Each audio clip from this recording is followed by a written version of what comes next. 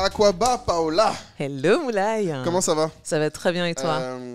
Comme je disais, tout à l'heure, ce podcast souvent est fait en anglais, mais on va le faire en français, toi et moi, même si je sais que toi, ça ne te poserait aucun problème. En principe. De le faire en anglais. En principe. Et donc, on va parler aujourd'hui de monétisation d'une communauté et d'une expérience. Mais pour ceux qui ne te connaissent pas, peux-tu te présenter? Comment tu te présentes aujourd'hui? Tu me poses la question avec le petit sourire encore. On attaque d'entrée de jeu. Ouais. Alors, comment je me présente aujourd'hui? Simplement, entrepreneur, animatrice, productrice. Entrepreneur, animatrice, productrice. Voilà. C'est trois métiers que tu sépares complètement. Ouais. Oui. Alors, même si c'est dans une espèce de boucle, et je suis sûre qu'on rentrera dans les détails, là, pour l'instant, entrepreneur, parce que je l'ai été depuis un moment. Animatrice, productrice, avec un tiret au milieu, parce que j'anime des émissions que je produis aussi. Donc, voilà. Ok, très bien. Bon, bah, écoute, ça, c'est la version normale. Maintenant, nous, on cherche toujours chez nous les chiffres. Tu connais la team en cas, on veut des chiffres. Donc, comment tu te présentes d'un point de vue chiffré, du coup? Alors, je peux te donner n'importe quel chiffre. Donc, je sais pas, t'es un média kit, j'imagine. D'accord. Oui. Quels sont les chiffres que tu mets en avant pour que les gens comprennent un peu qui tu es, pour ceux qui ne te connaissent pas? Alors ça... C'est très tricky parce qu'en fait, les chiffres sur les réseaux sociaux, je suis la première à prendre ça avec beaucoup de pincettes. Bien sûr. Exactement. Donc, ce que je donne en général, c'est... Alors, j'ai donné d'abord ma durée dans le milieu parce que ça commence à faire un moment. Une grande longévité. J'ai une longévité. L'un des sujets importants pour moi qu'on a. Exactement. Donc je commence par dire que je suis en gros vraiment active sur le web de manière générale depuis 2002. Yes. Active en entrepreneuriat digital depuis 2007. Ouais. Voilà, donc ça commence à faire un petit moment. Ouais, là, tu vas approcher les 20 ans dans 3 ans là. Voilà. Tu vois, ça commence j'en ai vu des choses, et j'en ai testé des choses. Exactement. Donc ça, c'est la première chose que je dirais. Ensuite, très bon chiffre, j'aime beaucoup. 2007. Moi, j'étais même pas dans les réseaux. Donc ça, c'est clair. Mais, voilà, 2002, c'est mon premier blog. Okay. Ensuite, ce que je pourrais éventuellement donner comme chiffre, ce serait actuellement, ce serait 600. 600 et 600, c'est le nombre de membres annuels à mon club privé. Aden. Voilà, le club Aden qui fête ses 1 an en avril 2025. Donc c'est une vraie expérimentation grandeur nature. Et je trouve que sur un objectif annuel de 500 au départ, voilà, on a un peu surpassé un peu les attentes. On est à 600 membres annuels de ce club-là. Et donc, on aura l'occasion de rentrer là-dedans. Ouais, d'ailleurs, je tiens à noter que j'ai vu que maintenant... Un truc que moi, j'aime beaucoup avec toi, parce que du coup, depuis 2002... Quoi, on se connaît depuis quoi? Depuis une dizaine d'années, en tout cas. Allez, on va dire 2014, 2013. Ouais, 2013. 2013. Quand on a commencé en cas. Yeah. À l'époque, tu étais Fascist Black. Oui. Mais on reviendra dessus. Parce qu'aujourd'hui, je vois enfin maintenant sur ton Twitter, là, il n'y a que Founder Club Aden, Media Personality. Alors qu'avant, tu as changé souvent d'épithète. Tout à fait. Donc, je suis très content de voir que quand les choses se simplifient. Non, c'est intéressant parce que du coup, c'est pour ceux qui nous écoutent, ils vont pouvoir comprendre qu'en fait, tu as testé plein de choses. Exact. Mais tu as choisi 600. Donc, c'est 600 abonnés. Oui. Donc, c'est 600 personnes qui ont payé. Tout à fait, à l'année. À l'année. Oui. Et ça, c'est très important parce que deux choses. Première chose, les gens verraient, se diraient, elle a quand même 66 000 abonnés sur Twitter. Oui, voilà. Pourquoi tu dis pas ça? Pourquoi tu parles des 600 abonnés qui payent versus les 66 000 qui me suivent ou les 50 sur Instagram, etc. Justement parce que le temps passe et je me rends compte qu'il y a, je pense que tu le dis toi souvent dans tes interviews et tes podcasts, vanity metrics. Et honnêtement, je trouve aujourd'hui que avoir une grosse communauté, c'est une chose. Et l'accumulation d'abonnés, ça n'a jamais été aussi facile aujourd'hui d'accumuler une communauté. Par contre, moi, ce n'est plus là-dessus du coup que je jauge une communauté, c'est sur l'engagement. Et au-delà même de l'engagement qui est du like, du partage, du commentaire, etc., maintenant, c'est aussi l'engagement. Comment ils payent? Combien ils payent? Surtout parce que dans mon cas, la question de l'indépendance pour pouvoir créer du contenu est essentielle à ce que je fais. C'est-à-dire que beaucoup de gens qui viennent me disent, voilà, on te suit depuis telle période, on a quand même vu ton évolution. Et voilà, on sent quand même qu'il y a toujours un besoin d'être constant dans la qualité de ce que tu proposes.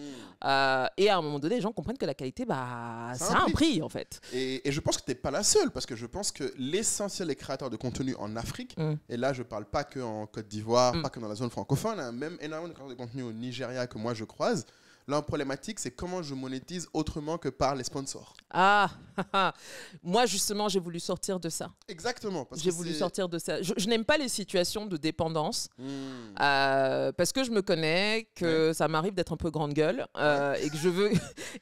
Mais en même temps, ça fait partie un peu de mon identité éditoriale aussi. C'est ton attrait quand même. Voilà, c'est mon attrait. Donc à un moment donné, il fallait un peu que je choisisse entre être plus lisse, mais du coup proposer un contenu un peu plus classique et moins différenciant du coup, et ce qui pour moi causerait une espèce de petite mort à terme, ou maintenir cette espèce de quand même plus ou moins liberté éditoriale, mais du coup effectivement accepter qu'il y a des choses que je ne ferai pas, il y a des voyages de presse auxquels on m'invite pas, etc., etc.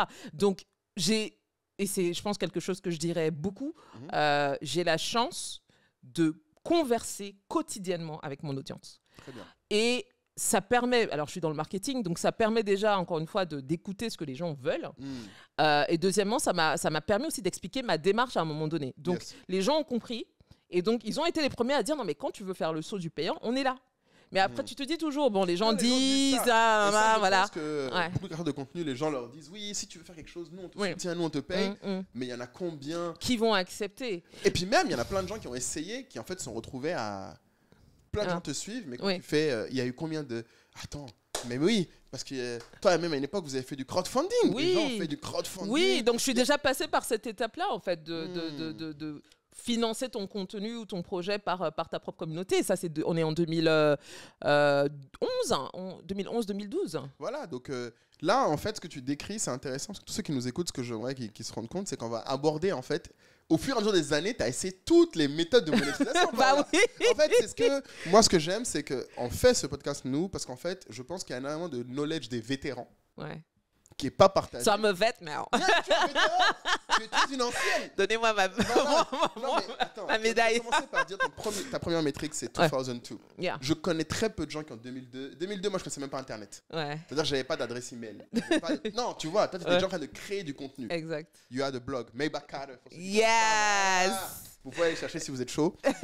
On a tout nettoyé. D'accord, très bien. Mais le point principal, c'est, en fait, depuis 2002, donc ça fait plus de 20 ans que tu itères. Exact. Et que tu cherches à monétiser sous différents formats. Exact. Et je pense qu'il y a énormément de gens, l'idée c'est de te dire, on va arriver à, aujourd'hui, le Club Aden, bon, déjà tu as dit des gens, 600 personnes qui te payent annuellement. Ils payent combien annuellement? 155 €. 600 fois 155 €, ça fait... les gens, faites le calcul pour moi. Et on parle presque, t'approches les 90 000 € là. On n'est pas trop loin. Donc tu vas passer les 100K. C'est l'objectif pour 2025. Ah, Amina, j'aime quand on donne des chiffres comme ça. Donc 100K € en faisant ton contenu, en animant ta communauté. Exactement. Qui, au final, surtout ce que moi j'aime beaucoup dans ce que tu dis, c'est que c'est des gens qui t'ont demandé et que tu as délivré. C'est-à-dire que c'est même plus du... comment dire ça? Parce que beaucoup de gens font du contenu, ont l'impression qu'en fait, ils sont obligés de un peu se prostituer. Je vais pas dire ça méchamment. Et tu sais quoi, hein, là-dessus, parce que je sais que toi et moi, on a déjà eu en off cette conversation-là beaucoup de fois quand on parlait de créateurs, de designers, mais ça s'applique à tous les créatifs. Exactement. À un moment donné, et c'est une phrase d'une femme que je suis depuis un certain nombre d'années, qui s'appelle Bonang Mateba. Et Bonang, elle a cette phrase qui dit « Give the people what they want ». Faut traduire en français pour les... En français, ce serait donner aux gens ce qu'ils veulent. Exactement. Et à un moment donné, quand tu es créatif, c'est vrai qu'à un moment donné, tu peux être un peu absorbé par ta démarche créative et oublier à un moment donné que tu parles à un public. C'est-à-dire que tu es complètement absorbé par ta propre démarche, etc. Ou tu te prends pour ton public. Parfois, tu n'es pas exactement ton public. Ah, c'est important ça. Tu vois, donc je pense que là où il y a eu un shift pour moi, c'est vrai que j'ai fait beaucoup d'itérations parce que je crois vraiment sur Internet de pouvoir tester des choses et voir le résultat très rapidement. Par contre, à un moment donné, j'ai dû me dire, écoute exactement ce que les gens veulent de toi. Donc j'ai commencé à demander à ma communauté tout simplement, like, why are you following me? Pourquoi vous me suivez? Depuis 10 ans. Voilà, qu'est-ce que vous voulez? Moi, j'ai une perception de moi, la raison pour laquelle on me suit, mais peut-être qu'en fait, je suis complètement en décalage avec les gens qui me suivent. Et donc, à force de poser cette question-là, les mêmes réponses sont revenues. J'ai posé plusieurs fois la question, qu'est-ce que vous aimeriez que je vous apporte? Beaucoup de gens, c'était, we want knowledge. Montre-nous comment tu arrives à faire ça, comment tu arrives à gérer plusieurs projets en même temps, comment tu fais de la veille, comment tu arrives à avoir, par exemple, sur certaines choses, un certain détachement, comment tu travailles ta culture générale. Enfin, et c'était toujours ça qui revenait, la prise de parole en public, etc., etc. Donc à un moment donné, je me suis dit, OK, si ça revient d'autant de personnes depuis aussi longtemps et de gens qui ne se connaissent pas, c'est que clairement, il y a un besoin. À un moment donné, sit down and listen. Qu'est-ce que tu peux apporter comme produit qui va correspondre à ce besoin-là? Et quand tu réfléchis à ça, en fait, tu as déjà fait la moitié du travail marketing parce qu'en fait, tu n'es pas en train d'hésiter. Les gens t'ont déjà dit clairement ce qu'ils attendent. Maintenant, c'est à toi de réfléchir. Bon, le pricing, est-ce qu'il est bon? L'outil en lui-même, est-ce qu'il est bon? Après, il y a des problématiques qui nous sont spécifiques quand on est basé en Afrique, c'est-à-dire la question du paiement. C'est pour ça que nous, on existe. Voilà, exactement. Après avoir été payé via le lien de paiement Anka, l'argent est immédiatement disponible dans votre portefeuille Anka dans une devise stable. Vous pouvez ensuite le retirer facilement depuis votre tableau de bord Anka dans la devise de votre choix.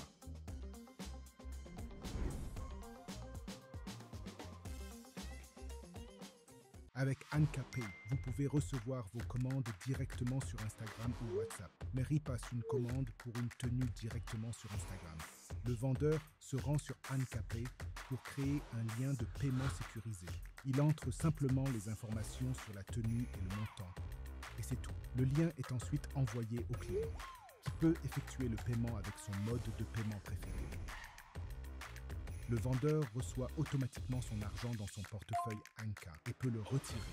Anka Pay vous permet de recevoir vos paiements depuis n'importe où dans le monde. Exactement, parce que du coup, j'ai une audience diaspora forte, mais j'ai une audience locale ici, voilà, pas avec les mêmes problématiques. Donc, c'est toutes ces choses-là, mais ça arrive à la fin, tu dirais. Oui. Et ça, maintenant, je pense qu'avec Anka Pay et tout ce qui se fait, il y a quand même beaucoup de solutions pour ça. Tout à fait. Mais si je peux te ramener à l'étape d'avant, sur le moment où le créatif, parce que je ne sais pas si tous les créateurs de contenu sont forcément créatifs, mais on va partir de ce principe. D'accord. Moi, je considère que c'est des créatifs par définition. Par définition. On va dire toute personne qui a une audience. Oui, exact. C'est ça un peu qui est le sujet que nous, on a. On se rend compte qu'il y a beaucoup de gens qui ont des audiences. Et en fait, des fois, les gens ne se rendent même pas compte que l'audience est quelque chose de monétisable. Oui. Et des fois, ça commence beaucoup plus loin. Donc, je pense que c'est là il faut qu'on remonte un peu plus loin pour toi. Parce que je pense qu'on a déjà bien en tête vers où on va. C'est que les gens sachent comment on arrive là. Mais remontons plus loin. D'accord. Parce que je pense que peu de gens pourraient faire cet échange avec toi parce que peu de gens étaient là à l'époque. Oh là là, ça me fait passer pour un deal. Non, mais moi, j'ai pas de problème en plus. Moi, je suis un ancien. Mais ce qui est intéressant, c'est que je pense que c'est ce qui nous manque souvent dans la communauté, c'est qu'il n'y a pas forcément de retour en arrière sur OK, quand les blogs sont arrivés, comment les gens faisaient de l'argent. Exact. Quand Insta est arrivé, qu'est-ce qui s'est passé? Quand Twitter est arrivé, qu'est-ce qui s'est passé? À tel moment, qu'est-ce qui s'est passé? Et dire, OK, de tout ça, on sait qu'aujourd'hui, voilà ce qui marche. Donc moi, je sais que le premier gros événement, un truc qu'il faut quand même que tu présentes, c'est qu'il faut quand même que tu nous présentes quand même ce qu'était ta première entreprise, Fashion Black. Oui. Parce que les gens, je pense qu'il y a des gens qui te suivent qui ne savent même pas ce qu'on fait. Oui, bien évidemment. Est-ce que tu as déjà fait le test? Oui. Il y en a combien qui à ton avis? Alors combien, je ne sais pas, mais en tout cas, pour moi, c'est générationnel. Aujourd'hui, avec la data, je sais, je vais prendre Instagram parce que c'est là où j'ai la communauté la plus engagée. J'ai une répartition de gens qui sont de ma génération, des millennials. Donc, je dirais un tiers me suit depuis un certain temps. Beaucoup sont venus progressivement par d'autres projets, par le débrief, par plein d'autres choses, etc. Et par contre, j'ai aussi tout un public. Alors, j'ai un public 40-60. Qui est en train des anciens et vraiment des tantines par moment qui me suivent beaucoup, mais j'en vois de plus en plus. Et aussi, bien évidemment, de l'autre côté, beaucoup plus jeunes, les 18-25 aussi, qui sont de plus en plus nombreuses. Donc, j'arrive à avoir un public assez large, mais mon cœur de cible, c'est vraiment ma tranche d'âge, on va dire donc, on va dire 28-35 par là, et j'allais dire un tiers quand même connaît Fashion Black. Mais pour ceux qui ne connaîtraient pas, dans les très très très très grandes lignes, alors c'est grosso modo blog qu'on a commencé en 2007 du coup, qui était un blog collectif. Il n'y avait pas encore de réseaux sociaux à l'époque. Donc, éclosion des blogs, blog mode. On était sur Skyrock à l'époque. Et donc, l'idée, voilà, donc Fashion is Black pour Fashion is Black. Et l'idée pour nous, c'était de mettre en avant les personnes noires qui avaient du style. Donc, on était, j'allais dire en France, sur cette partie mode-là, on a été un des premiers blogs communautaires afro. Ça, c'était le blog. Oui. Mais pour ceux que... Moi, quand je suis arrivé en 2013, Fascist Black, c'était le Black Vogue. Alors, on a tu parles d'itération, justement. Tu as commencé sur le blog. Ouais, et on a évolué rapidement. Parce qu'en fait, on commence ce blog-là, qui était du coup contributif. Hein, les gens envoyaient leurs photos. Et d'ailleurs, de vos contributeurs, il y a plein de gens qui sont des gens connus aujourd'hui. Oui. C'est ça qui on a été une... Tu vois comment ils parlent souvent de la PayPal Mafia? Exactement. Nous, on était la Afro Fashion Mafia, je ne sais pas comment appeler ça. C'est intéressant que les gens voient cette espèce de fascisme mafia. Qui sont vos membres connus aujourd'hui? Qui étaient dedans? Alors, il y a eu des gens qui sont... Il y a Fatou Ndiaye, Black Beauty Bag, qui a été une rédactrice pour nous à l'époque. On a Raissa Choulag, qui aujourd'hui... Alors, je ne sais pas si je suis à jour, mais en tout cas, je sais qu'elle travaille dans la cosmétique pour des très grandes marques. Elle fait de la direction artistique. On a Paul Arthur Jean-Marie, qui était rédacteur aussi.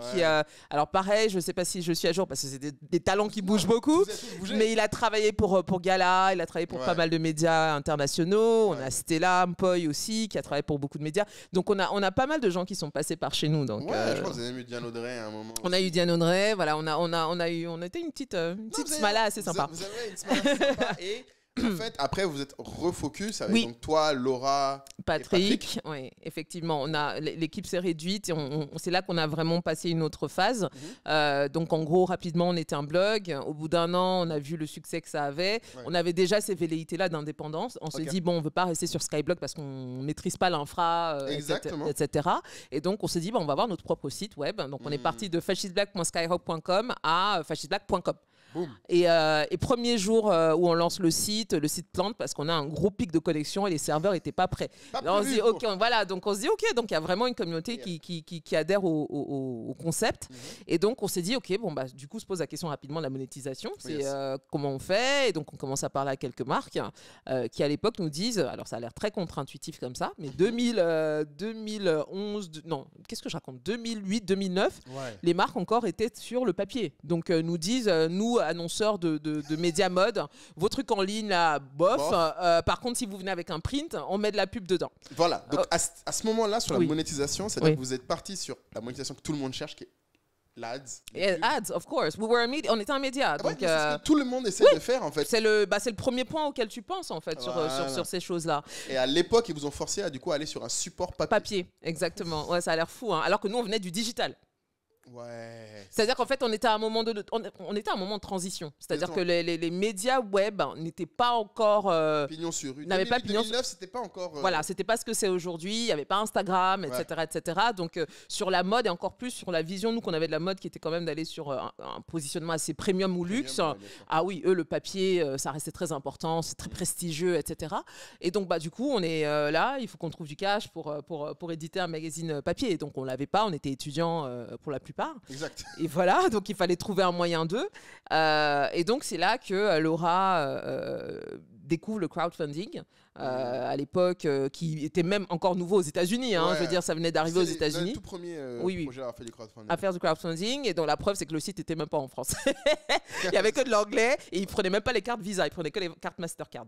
Pour te dire à l'époque. Donc vraiment, c'était très restreint, ça a démarré à peine. Et elle nous dit, alors on fait un calcul très naïf, on a 25 000 abonnés sur Facebook, si chacun donne 1 euro ou 2, ça y est, on a suffisamment pour aller éditer un magazine papier. Pour lancer le magazine papier. Oui. Bon, ce calcul-là, jusqu'à maintenant, les gens font ça. Je ne pourrais jamais refaire ça. C'est que je regarde ça des fois, je dis à Laura, mais on était complètement délurés en fait. On était délulus, comme on dit. On était délulus à mort. Je pense que beaucoup de gens qui ont de l'audience, c'est ce calcul qui se font, même des fois, tard la nuit, tu te dis, mais comment je peux avoir 100 000 followers? Et s'ils me donnaient juste 1 euro chacun? Ils vont jamais chacun te donner 1 euro. Like, you should not ever, never think. No. Parce qu'il y a une métrique qui est importante que nous, on n'avait pas à l'époque. C'est la question de la conversion. Exact. All industries included. Il y a à un moment donné un taux de conversion qui est généralement le même entre 8 et 15. Et 15, c'est vraiment si tu as explosé le score si tu as 15% de conversion sur ta communauté. Tu vois, nous, on n'a même pas cherché, on ne savait même pas ce que c'est qu'un taux de conversion. Mais tu sais, avec le recul, je me dis que c'était peut-être pas plus mal qu'on y aille comme ça un peu. Au talent. On est allé au talent et à l'audace. Et donc, on s'est dit, OK, on va mobiliser notre communauté. On n'avait vu aucun média, encore moins Afro, le faire. On s'est dit, bon, qu'est-ce qu'on a à perdre? On y va. Donc, on a fait cette levée de fonds, entre guillemets, collective avec notre communauté, sachant que, je le redis, 25 000 abonnés à l'époque sur Facebook, c'était énorme. En organique, il n'y avait pas... Il n'y avait pas de pub à l'époque. Il n'y avait pas de pub, il n'y avait pas de sponsor. Donc, c'était 25 000. Et le taux d'engagement était dingue. C'était avant que Zuckerberg... Voilà. Quand tu postais, tu avais 25 000 personnes qui voyaient. Tu vois, ils n'avaient pas commencé à fermer le robinet. Donc, donc on avait un engagement qui était très fort. Et donc, du coup, on a lancé cette campagne de crowdfunding en 2011. Moi, j'étais en stage. Parce que j'étais en école de marketing en même temps, j'étais en stage à l'étranger à New York, mon équipe était à Paris, donc on a réussi, je crois qu'on venait demander, on avait besoin en dollars de, je crois, 25 000 ou 30 000 $, quelque chose comme ça. À peu près le nombre de followers, on est bien. Voilà, donc on s'est dit on est très safe en fait, et on a levé à la fin 45 50 000. 50 000 souvenirs ensemble. Voilà, exactement. Tu vois, donc vous avez en plus fait plus. On a fait plus. Donc, c'est-à-dire que même en disant que c'est rare, vous avez quand même fait plus, en fait. On a fait plus parce que je pense, ce que j'ai compris, et c'est pour ça que je ne referai jamais du crowdfunding, c'est qu'en fait, il faut tenir la distance, faut être hyper constant dans l'engagement de ta communauté. Il y a un rythme à imposer. Et qu'en fait, les gens se manifestent vers la fin. Toujours. Ils veulent voir jusqu'où ça va aller. And they want to be part of it. Parce qu'en fait, à la fin, ils ne veulent pas se dire « Ah, mais en fait, il y avait cette belle aventure collective qui a eu lieu. Genre, on a regardé alors qu'on aurait pu contribuer. » Donc, au début, les gens étaient un peu... ils regardaient un peu avec du doute. Donc, même nous, on se disait « Purée, on est en train de s'afficher comme ça devant la terre entière. » Mais on a continué. Et je pense que c'est je crois que c'est à 3 semaines de la fin. Qu'en fait, il y a eu un déblocage et puis les gens commençaient à mettre de plus en plus. Et finalement, je crois que c'est à la fois mécanique et psychologique. Plus on se rapprochait du but, plus les gens mettaient. Oui. Parce que ça devenait du coup beaucoup plus concret. Oui, donc là, tu te donnes le conseil de tous ceux qui font le conseil de crowdfunding, c'est préparez bien votre début. Préparez le début. La campagne, en fait, elle commence bien avant même le premier jour. C'est vraiment mobiliser les gens, engager-les dans l'histoire qui comprennent qu'ils sont en train de participer à la construction de quelque chose. C'est très important parce qu'en plus, ils ne sont pas des investisseurs, parce que des fois, les gens se disaient, non, c'est pas parce que tu viens mettre 15 € que tu vas commencer à dire aux gens ce qu'ils doivent faire. Tu donnes de l'argent et on te donne quelque chose en retour. Mais en fait, les gens ne viennent pas pour ce qu'ils vont avoir en retour, des stickers, etc. On s'en fout. Par contre, ce qui compte, c'est de se dire qu'ils ont participé vraiment à construire quelque chose d'unique. Donc, le storytelling, quand tu fais du crowdfunding, c'est essentiel. Tu te rates sur le storytelling, tu as raté ta campagne. Non, mais c'est sûr. Et du coup, le point qui, moi, m'intrigue, donc quand tu écris ça, d'ailleurs, c'est juste intéressant. Du coup, pourquoi tu ne ferais pas de crowdfunding maintenant ? Là, on va passer là parce que tu as appris, du coup. C'est parce que des gens qui vont t'entendre vont se dire « Ah, ben je vais peut-être faire un crowdfunding. » Oui. Non, je pense... Alors, je ne ferai pas là, moi, dans ma position actuelle, parce que j'ai d'autres moyens de lever de l'argent plus facilement. Ah, mais par exemple, pour le débrief, tu aurais pu le faire, pourquoi tu ne l'as pas fait, par exemple ? Oui, pour le débrief, j'aurais pu le faire. Parce qu'en fait, je trouvais que ce n'était pas viable. Intéressant. Mais c'est ça que ce retour ce n'était pas viable. Si tu es sûr... Parce que le crowdfunding, on fait pour Fascist Black, c'est pour lancer. Mais après, bien évidemment, il faut avoir un business model. Nous, le business model a été trouvé. C'était encore une fois de l'insertion publicitaire. Sauf que même ce business model-là a montré ses limites. Pourquoi ? Parce qu'en fait, il y avait un truc pareil qu'on n'avait pas, intégré ou sur lequel on n'avait pas anticipé, c'était les délais de paiement. C'est-à-dire que les gens font l'insertion en janvier, ils te payent en mars. Toi, en attendant, ta trésor, comment ça se passe ? Donc, bien sûr, après, on te dit, oui, tu aurais pu partir avec les factures. Aller faire de la facture. Voilà. C'est très, très dur. C'est très difficile. Mais ça, c'est il faut avoir une banque, en fait, qui, en plus, veut vraiment bien t'accompagner. Et ça, c'est le secret de Polichinelle, de toutes les boîtes de B2B, toutes les agences. Je pense que, d'ailleurs, dans SOA, l'autre podcast, Nabou a dit que beaucoup d'entrepreneurs B2B sont riches en créances. Bah oui. En fait, c'est ça le problème. Tu n'es pas riche en cash, tu es riche en créances. Et après le recouvrement, mais tout le travail. En Afrique, n'en parlons pas. Oh, ça, ciao. En Europe, oui. En Europe, tu as des moyens de recours, exactement. tu vois. Ici, là, s'il dès qu'il te paye dans 6 mois, tu vas monter, tu vas descendre, il va te payer dans 6 mois. Et même 6 mois, s'il est sympa. S'il est sympa, des fois, tu as des trucs qui traînent sur 1 an, tu vois. Donc, c'est pour ça que c'était ça crée une espèce d'asphyxie quand même qui est pas forcément aisée à gérer. Donc voilà. Mais en fait, c'est intéressant pour commencer, mais c'est pas sustainable. C'est pas sustainable. Donc aujourd'hui, le débrief, moi, comme tout ce que je crée, je préfère qu'il y ait un business model qui soit clair, qui est de l'abonnement, qui est des gens payent pour le contenu qu'ils regardent. Je trouve même en termes d'engagement, c'est différent. J'ai pas à me stresser entre guillemets de dire ok, on a fini de produire cette troisième saison. Maintenant, il faut qu'on transpire encore pour faire la 4e session de crowdfunding. Non. Je préfère le challenge de j'ai besoin que les gens se réabonnent parce qu'ils sont contents du contenu, parce que, etc. Je trouve que c'est différent. Et en plus, je trouve, ce qui est génial avec l'abonnement, c'est qu'il n'y a pas de plafond. Crowdfunding, il y a quand même un plafond. C'est-à-dire, à un moment donné, il faut bien que tu arrêtes ta campagne. Le réabonnement, ça s'arrête. Le réabonnement, tu as un moment viral, boum, tu te prends 200 abonnés comme ça, gratos, entre guillemets. Donc, oui, je préfère quand même beaucoup plus le réabonnement ou l'abonnement que le crowdfunding. C'est ça l'intérêt du produit digital. Du coup, les gens vont te dire que ça, c'est un produit digital parce que si on réfléchit Fascist Black après être passé du crowdfunding, après avoir fait les ads, vous avez à un moment essayé de faire de l'abonnement. Oui. Avec le magazine en digital. Exactement. Et d'ailleurs, je me souviens que vous avez fait une campagne avec plein d'influenceurs. Exactement. Et quelles leçons vous avez tirées de ça, vous, du coup? Ça, les gens, j'en connais qui aujourd'hui se posent vraiment la question de... Ils veulent refaire la même chose. Qui se disent, je vais lancer un média. Ou, au contraire, tu as des content créateurs qui vont se dire, je veux lancer un produit. Et qui se disent, je vais prendre mes camarades influenceurs. On va s'asseoir et pousser le truc. Quel est ton retour d'expérience là-dessus sur les campagnes d'influencing comme ça pour vendre un produit digital? Alors, je vais commencer par la première question. Tu m'as demandé qu'est-ce qu'on en a tiré de la campagne qu'on a menée. Mais c'est ce que je pense tout le monde sait plus ou moins, c'est que ce ne sont pas forcément les plus gros qui ont les communautés les plus engagées. Amen. Donc, alors, entre-temps, pour toutes les agences de com, c'est devenu la panacée, les micro-influenceurs, etc. Mais à l'époque, tout le monde était encore dans une logique de il faut beaucoup de followers. Non.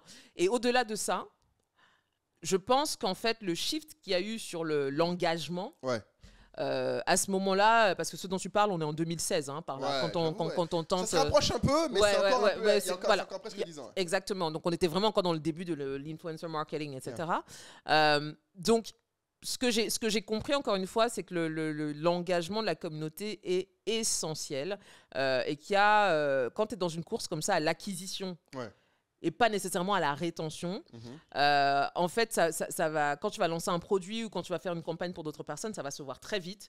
Et d'autre part, quand bien même tu serais dans l'acquisition, enfin, je veux dire dans la rétention plutôt et la fidélisation de ta communauté, il faut vraiment que tu fasses des choix. Quand je dis faire des choix, c'est que les gens sont là pourquoi? Parce qu'il y a des gens qui... Tu peux avoir une grosse communauté, mais les raisons pour lesquelles ils te suivent... sont variées. Sont très variées. Très, très variées, tu vois. Il y a des gens qui te suivent parce qu'ils te détestent. Voilà, exactement. Exactement. Il y a des gens qui te suivent juste parce que, je sais pas... Parce qu'en fait, par toi, ils réussissent à avoir des informations sur un autre influenceur avec qui tu traînes souvent, par exemple. Donc, il y a plein... Bah, non, il y a plein de raisons. Donc, ce que je veux dire, c'est que... En fait, ça coûte rien de suivre. Oui. Donc en fait, ça ne veut pas forcément dire... Ça ne veut pas forcément dire que ce sont des gens qui vont accorder du crédit quand tu vas dire voilà tel produit, voilà telle entreprise avec laquelle je travaille, etc., etc. Donc encore une fois, la crédibilité que tu as auprès de ton audience, elle est quand même très dépendante de toi en tant qu'influenceur ou créateur de contenu. Et donc moi, je pense que je l'ai vu dans cette campagne-là. C'est ce qu'on a senti. Et maintenant, de manière plus générale, ce que tu demandais sur les gens qui voudraient refaire ça aujourd'hui. Bah, je ne vais pas être très original, mais du coup, vraiment, il faut faire une sélection très, très précise. Donc, je ne vais pas dire ça ne marche pas. C'est pas ce que je dis. C'est juste de dire l'adéquation il doit y avoir entre ton produit, ton service, ton entreprise et l'influenceur ou l'influenceuse que tu choisis. Mais ça, il faut que tu passes un temps fou dessus. Il faut vraiment que les audiences soient similaires. La cible que tu vis... Des audiences soient similaires, les besoins soient similaires. Aussi important. Tu vois, il faut que j'allais même dire le mindset soit similaire. Oui, il faut que limite l'influenceur, en fait le content creator, il faut que le contenu qu'il crée colle avec la mission. Exactement. Et cette adéquation-là, c'est là où je vois tellement de gens se casser les dents parce que comme on a une profusion incroyable d'influenceurs aujourd'hui, parfois, surtout j'allais dire même sur certaines niches, c'est quand même à se tirer les cheveux parce que vous pouvez avoir 15-20 personnes qui font, littéralement la même chose. La beauté, la mode, le tourisme. Il y a beaucoup de gens, en fait, qui... Et là, tu décris tous mes clients. En fait, tous mes clients sur Anka, en fait, ils ont besoin de ces feedbacks là-dessus. Donc, tu peux creuser un peu parce que beaucoup de ces gens, en fait, me disent « Ah, mais moi, comment je fais pour... J'ai du bon contenu, mais comment je fais pour l'amplifier ?» Et là, tu rentres dans une discussion, en fait, où je leur dis souvent, le problème, c'est que limite, tu devrais toi-même savoir... You have to be your own influencer at some point. Exactement. En fait, c'est ça qui est terrible. Bah oui. Bah, on a tellement d'exemples. Tu parles de mode. Vicky James. Vicky James. En fait, la plupart des marques qui performent, en fait, à un moment, se transforment eux-mêmes. Bah aussi parce que c'est beaucoup plus simple d'avoir le contrôle, entre guillemets, d'A à Z de la communication, de ton contenu, etc. L'amplification, oui, elle peut arriver. Et même, personnellement, je crois à l'amplification quand elle a l'air un peu organique. C'est-à-dire qu'il y a des sur la mode, par exemple, on a vu des créatrices qui ont commencé à faire la promotion de leur marque. On a vu d'autres influenceuses qui, naturellement, ont commencé à porter la marque, en fait. Parce que ça correspondait à leur style, ça fitait bien, etc. Et puis, à un moment donné, les deux ont travaillé ensemble et ça fait sens. Il faut que ce soit organique. Il faut que ce soit organique. Moi, je crois beaucoup à l'organique. Je sais qu'aujourd'hui, c'est compliqué parce que, d'une part, le sponsor nous a rendu un peu paresseux par moment. C'est-à-dire le fait de payer des pubs, ça, parfois, je trouve, ça nous a rendu un peu paresseux sur la création de contenu organique. Deux, aussi, parce qu'il y a eu tellement d'itérations et tellement de modifications des règles de l'algorithme que ça peut être décourageant pour quelqu'un de se dire, bon, en fait, je teste ça prend pas. Je prends ça. Oui, à un moment donné, les gens ont la flemme. Tu vois, donc ça, je comprends parfaitement. Mais j'y crois vraiment beaucoup parce que je trouve que c'est le côté viral organique, c'est celui qui a pour moi la meilleure conversion et l'impact sur la durée qui est le plus long. Qui est le plus long, ouais. Et je suis d'accord parce que nous, de ce qu'on voit dans nos métriques chez Anka, et que moi je partage souvent aux gens qui se posent cette question, c'est je leur dis, en fait, quand vous commencez des campagnes d'influencing, des campagnes de création de contenu, il faut que vous soyez complètement impatient de faire, mais très patient sur les résultats. Exact. En fait, mais les gens veulent la conversion tout de suite. Voilà. En fait, il faut inverser. Il faut être impatient de faire. Il faut que ce soit des choses qui... vous avez envie de faire comme contenu. Il faut que l'influenceur, par exemple, avec qui vous voulez, parce que des fois, je leur dis, si vous ne savez pas faire, prenez des créateurs de contenu qui, eux, savent faire. Exact. Mais il faut que ce soit des gens avec qui tu sois impatient de travailler et vice-versa. Il faut qu'eux, ils aiment ta marque. Exactement. Ça va transparaître dans le contenu. Ça va transparaître et ça va être plus naturel. Donc, il faut que cette impatience, en fait, fasse que vous créez du contenu indépendamment du résultat de ça. Exactement. En fait, c'est ça qui rend l'organique possible. Moi, j'ai remarqué que si tu essayes de te dire, je le fais parce que j'ai besoin de faire des ventes pour les fêtes de fin d'année, non, ça va pas marcher. En fait, il faut que ce soit un processus intégré. Mais parce que ce qu'il faut garder, encore une fois, c'est que nos feeds sont saturés. Donc, il y a d'abord déjà une obligation de présence. Forte. Il faut que tu postes tout le temps. Exactly. Yeah. Tu vois, donc c'est pour ça qu'encore une fois, le fait d'avoir des créateurs de contenu in-house, ça fait beaucoup plus sens. Et je dirais d'investir un peu plus là-dessus que tu as investi sur des amplificateurs externes. Ça, c'était il y a 5-8 ans, des marques qui ont décollé parce qu'elles avaient décidé de miser sur 5 à 10 influenceuses, je sais pas, les House of CB, etc. Exactement, oui, ça marchait très bien à l'époque. Aujourd'hui, House of CB se lancerait, je suis pas sûre que ça aurait le même impact. Tu vois ce que je veux dire? Parce que les feeds sont saturés. Et ça c'est un. Deux, je pense vraiment que c'est une question de comment tu alloues ton temps et comment tu alloues ton budget, etc. Je pense que prendre le temps de s'asseoir pour réfléchir à quel est ton facteur différenciant, je suis pour limite que tu passes 60 à 70% de ton temps là-dessus. Parce qu'en fait, les résultats derrière, they will be long lasting. Tu vois? Ils sont bien plus gros. Ils sont bien plus gros. Mais c'est important ce que tu dis, c'est que pour faire ça, 70 à 70% de son temps à étudier, à connaître les besoins de son audience, ça ne peut pas être dans ta tête. Non, il faut que tu parles à ton audience. On revient à ce que je disais. Non seulement il faut que tu leur parles, il faut que tu leur proposes. Il faut que tu testes. Ouais, c'est de l'action. Exactly. Il faut que c'est du bêta testing en fait. À un moment donné, tu peux pas savoir, tu peux pas projeter. Et comme je dis, le web nous permet justement de parfois être vraiment sans intermédiaire avec son public. Surtout si tu vends des produits, etc. Tu as la capacité d'avoir de la data, etc. Teste. Les gens aiment donner leur avis. Non, for real, for free. Les gens adorent quand on leur pose la question qu'est-ce que vous voulez en fait. Exactement. Surtout si ça leur coûte rien. C'est ça. Et c'est donc l'outil principal à faire pour avoir de la certitude, c'est de leur demander. Observer comment ils réagissent aux choses que tu testes. Regarder. Et les pousser à l'action des fois. Et les pousser à l'action, Souscrire. Toi, tu as commencé par faire une newsletter gratuite sur Africa Digest. Oui, complètement. Ça, c'est un bon exemple aussi que moi je donne des fois. Commencer par déjà regarder où est-ce qu'ils vont au step d'après. Exact. Et je pense que c'est. Encore une fois, je saisis toujours la balle au bon. Quand c'est sur le digital, parce que je me dis, j'ai des outils à disposition, ça me permet assez rapidement de tester. Parce que tu sais, moi, j'ai des voix dans ma tête qui sont très fortes. Si j'ai une idée qui revient dans ma tête 3, 4, 5 fois et je ne la teste pas, ça va m'obséder. Donc à un moment donné, I have to go and try. Quitte à ce que ça ne marche pas et au moins je peux laisser. Je peux laisser, je passe à autre chose. Et donc, sur la newsletter, comment elle naît, c'est simple. C'est que j'étais très active sur Twitter et donc je partageais très régulièrement des playlists. Je postais des articles, je machin un truc. Donc à un moment donné, quelqu'un me dit, mais alors moi, j'ai pas le temps, je suis au bureau. Le soir, je suis obligée de remonter mon feed pour trouver tout ce que tu as posté. Franchement, flemme. Tu postes beaucoup, mais c'est intéressant. Est-ce que tu peux pas nous mettre tout ça genre dans un truc? Fais-nous un petit résumé de tes articles. Comme ça, je me pose ce week-end à la maison. J'ai le temps de dire, bon, qu'est-ce qu'elle a partagé cette semaine que je peux aller regarder, tu vois? Et j'ai dit, ok, intéressant. Donc, je réfléchis, et puis je Google, et puis je vois newsletter. Je dis, tiens, bah voilà, je peux faire une newsletter. Et je me dis, ok, bah en fait, je vais faire un digest, en fait, toutes les semaines. Tous les trucs que j'ai trouvé cool, sympa sur Internet, etc. Je vous mets tout ça dans un mail. Je vous envoie. Vous avez le week-end, la semaine, etc. Et vous regardez. Et donc, j'ai fait ça. Et finalement, je me rends compte, les gens ont commencé à s'abonner et puis commençaient à dire, ah, machin, mais on voudrait aussi avoir ton point de vue parce qu'on te suit aussi pour ton point de vue sur certains sujets, que ce soit actualité politique, etc.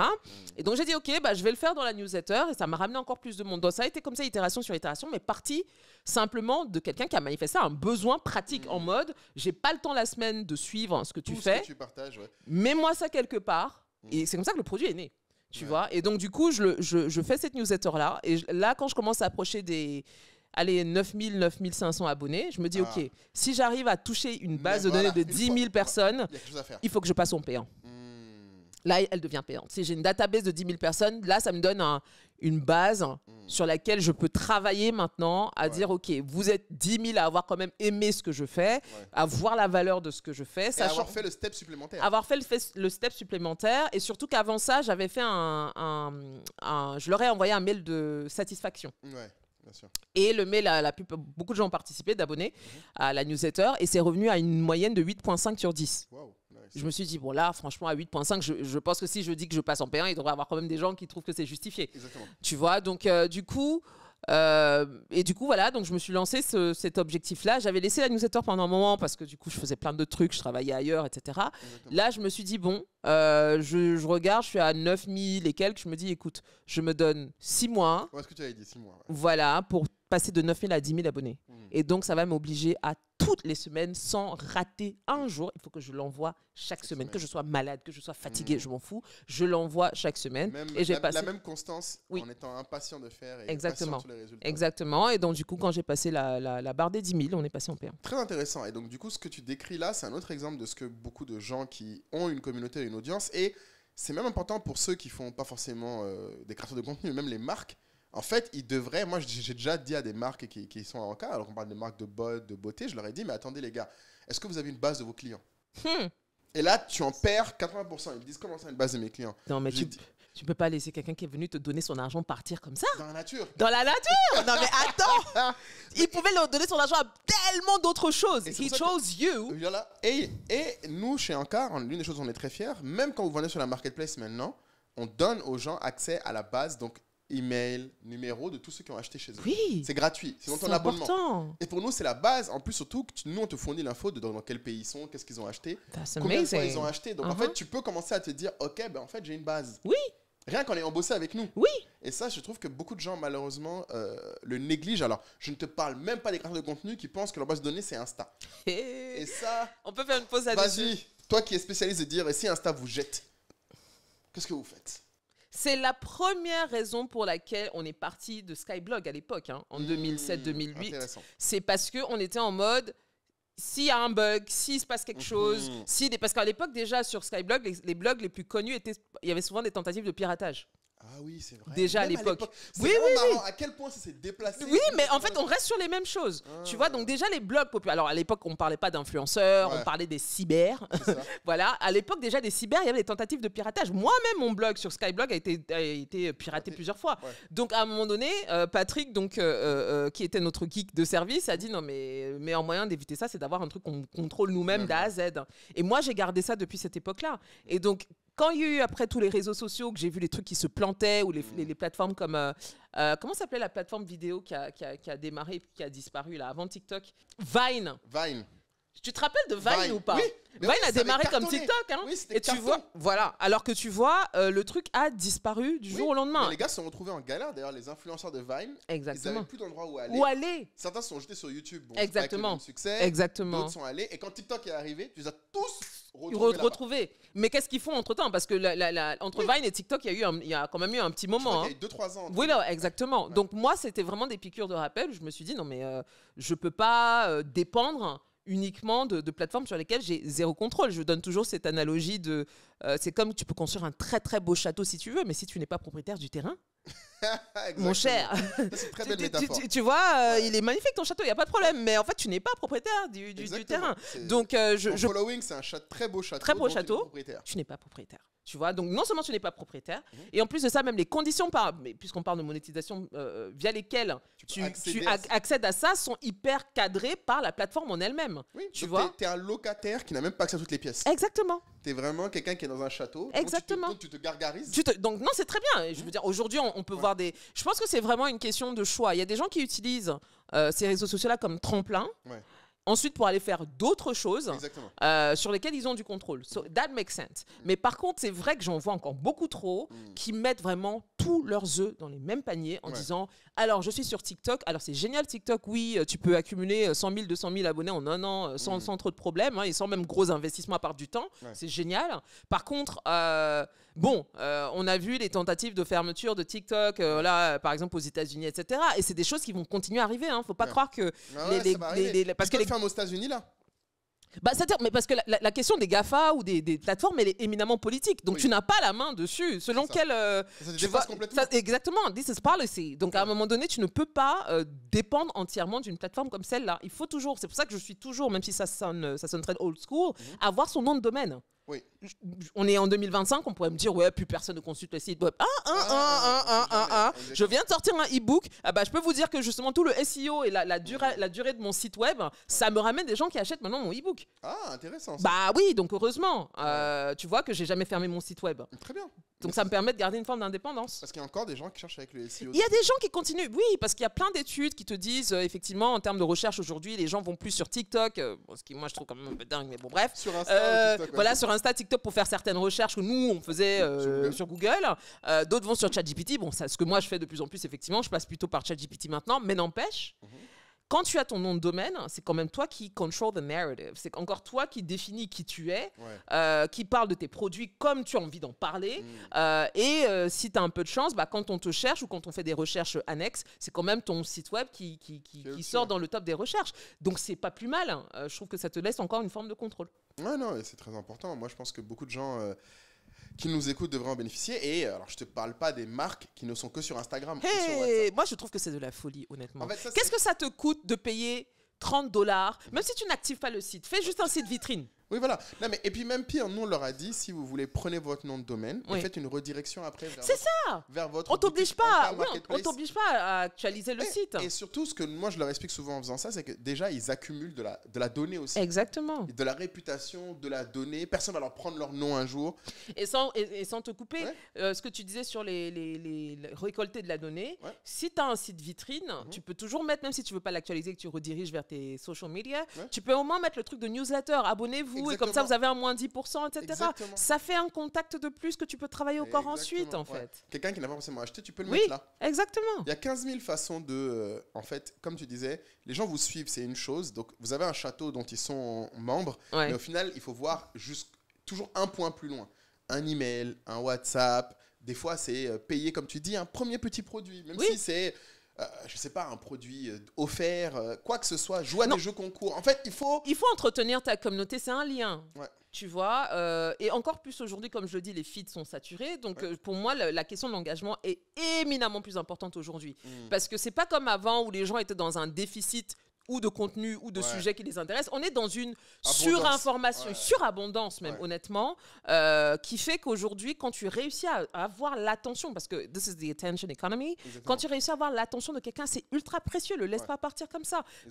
Nourris le lien avec la personne. Et quand je dis nourrir, c'est aussi, il faut être dans un donnant-donnant. Parce que parfois aussi, malheureusement, les gens ont une approche trop mercantile de la chose. À la fin, ça reste quand même des gens qui achètent. Non, mais je pense que c'est important. Ça reste des gens. Tu vois, même dans le ton que tu définis sur les réseaux sociaux pour ta marque, pour ton entreprise, n'oublie pas que tu parles à des personnes qui ont des préoccupations, qui ont des habitudes, qui ont des goûts particuliers, qui ont une vie en dehors. Donc, en fait, si tu veux être la marque qui les accompagne, en tout cas qui est présente dans leur esprit, puisque c'est ça la guerre, top of mind, il faut aussi que tu parles le même langage qu'eux. C'est très vrai, parce qu'un truc qui est intéressant, c'est que moi, par exemple, je disais un autre exemple, même aux entrepreneurs digitaux, je leur disais, nous, en cas, une donnée qu'on donne aux gens et ils ne voyaient pas trop l'intérêt, c'est la date de naissance. Oui. Je leur disais, mais bon, déjà pour savoir à peu près l'âge qu'ont vos acheteurs. Exactement, c'est important. Ça commence comme ça. Bah oui. Âge et location, savoir à peu près qui elles sont. Exactement. Bon, on n'a pas leur métier, mais ça, tu peux demander. Tu peux demander. À la limite.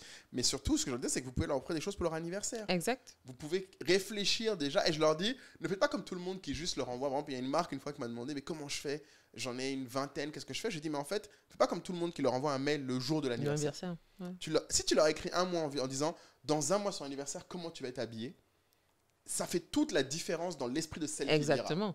Parce que tu arrives au moment où elle peut être dans la réflexion. Si tu lui envoies juste un coupon de réduction pour son anniversaire... C'est un peu impersonnel. C'est fini. Ouais, c'est impersonnel. En plus, le besoin n'est pas là. Exact. Le jour de l'anniversaire, le besoin est déjà passé. Et ça prouve encore une fois que c'est une marque qui comprend sa clientèle. Parce que la personne va savoir que, tiens...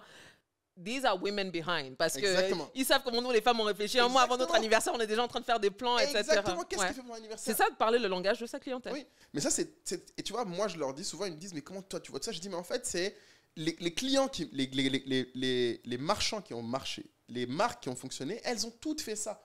C'est même pas un truc qu'on innove. C'est pas de la rocket science. C'est comme tu dis, c'est de l'attention aux détails à tes clients. Exact, c'est important. Donc je pense que vraiment un gros sujet que tu dis, en fait, oui, c'est comment utiliser ta communauté. Il faut en faire des clients. Il faut que tu les traites comme des clients. Des clients et des membres. Dès le début. Oui. Exactement. From day one, tu réfléchis à c'est des clients qui en gros, il faut avoir son espèce de tunnel en fait, où quand le client arrive, c'est quoi l'expérience que la marque que tu as avec la marque en tant que client. Il faut se mettre dans la posture, savoir d'où la personne arrive déjà aussi, c'est très important. Je pense que c'est aussi une donnée que les gens méprisent un peu souvent. C'est où est-ce que les gens t'ont vu passer, parce que c'est peut-être un canal que tu négliges depuis et que tu devrais aller amplifier. Exactement. Tu vois, donc il faut savoir comment la personne arrive, j'allais dire, c'est presque comme si tu ouvres un magasin sur une voie passante. C'est en fait, est-ce que vous êtes arrêté à cause de la vitrine? Est-ce que vous êtes venu par recommandation bouche à oreille? Quand la personne, est-ce que vous avez, voilà, exactement, vous rentrez dans le magasin, qu'est-ce que les gens regardent en premier? Est-ce qu'il y a des produits qui touchent? Ils aiment bien toucher. Il faut vraiment, après moi, j'ai un biais marketing très fort, mais je pense que c'est aujourd'hui plus que jamais. Ça te sert? Ça sert. Moi, ça me sert énormément parce que en fait, ça t'oblige, encore une fois, à sortir de ta posture de « Oh là là, je fais un produit qui est trop génial » à « Qu'est-ce que les gens veulent ?» Voilà, exactement. C'est deux démarches complètement différentes. Exactement. Tu vois? Et le plus grave, c'est comme tu dis, c'est que malheureusement, des fois, les gens peuvent sous-estimer ce que les gens veulent. Oui. Ils peuvent trouver ça facile. Oui. Moi, ce qui me choque le plus, de mon expérience, c'est que les créateurs de contenu comme les créateurs de mode de beauté, c'est que le produit que les gens demandent, c'est celui qu'ils trouvent le plus banal. Un exemple typique est le best-seller. Oui. On en parle tout le temps dans chaque épisode. Nous, on se rend compte que 80% des ventes des marques sont encore aujourd'hui de best-sellers qu'elles ont créés il y a des années. Exact. Mais les marques qui ne voient pas leurs revenus grossir me disent « Mais qu'est-ce que je fais mal ?» Je leur dis « Mais ton produit qui s'est vendu le plus, t'as arrêté de le vendre. » Ils me disent « Mais ce produit-là, les gens l'ont trop vu, je l'ai trop vendu. » Et ça revient à ce que je disais.